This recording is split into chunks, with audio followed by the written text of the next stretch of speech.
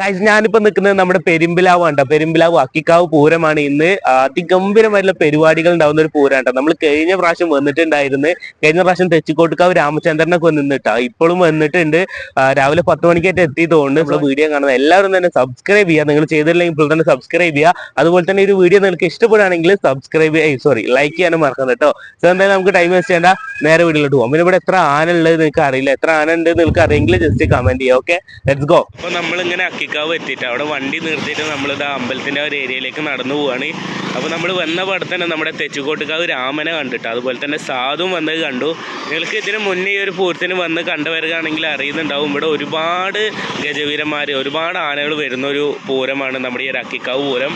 അപ്പോൾ ഇപ്പം നമ്മൾ വന്ന പടം തന്നെ നമ്മുടെ ഇത്തിത്താന വിഷ്ണുനാരായണനും പിന്നെ അത് കേടാണ്ട് ഇതിലത്ത് ഗോപാലകൃഷ്ണനെ കണ്ടു. ഇനി ഇതല്ലാതെ ഒരുപാട് ആനകൾ വരുന്നുണ്ട് കേട്ടോ. അപ്പോൾ എന്തായാലും അങ്ങോട്ട് പോയോക്കാം. അവിടെ അവിടെ അമ്പലത്തിൻ്റെ ഒരു ഏരിയയിലേക്ക് കയറുന്നുണ്ട്. അങ്ങോട്ട് പോയോക്കാം കേട്ടോ. അപ്പോൾ നമ്മുടെ ആനകളൊക്കെ ഇത് കയറുന്നുണ്ട്. അപ്പോൾ നമ്മുടെ തെച്ചിക്കോട്ടുകാവ് രാമചന്ദ്ര ബാക്കിൽ സെൻറ്ററിൽ കാണുന്ന കണ്ടോ. ഇവിടെ വേറൊരു ആന വന്നിട്ടുണ്ട്. നമുക്ക് പോയേക്കാം. ഒരുപാട് ആനകൾ കയറുന്നുള്ളൂ കേട്ടോ. പിന്നെ ഇവിടെ സൈഡിലായിട്ട് ഒരുപാട് ഇങ്ങനെ ഓരോ സാധനങ്ങളുണ്ട് കേട്ടോ. അതവിടെ എന്താ ബേൽപൂരി, ദായ്പൂരി, മസാല പൂരി.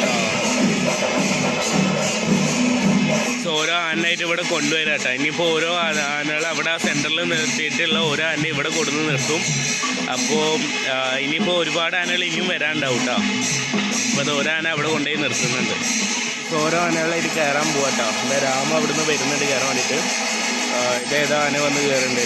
രാമ എവിടെ അവിടെ വന്നിട്ട്.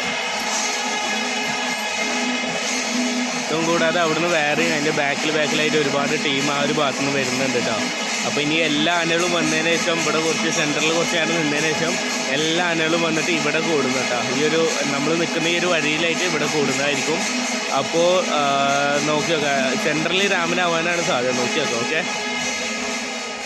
ഗൈസ്, ആനക്കത് പട്ട കൊണ്ടുപോയി കൊടുക്കട്ടെ. ഇപ്പോൾ ഇവിടെ 2 ആനകൾ നിൽക്കുന്നുണ്ട്. അതുകൂടാതെ അവിടെയൊക്കെ ഒരുപാട് ആനകൾ വന്നിട്ടുണ്ട് കേട്ടോ.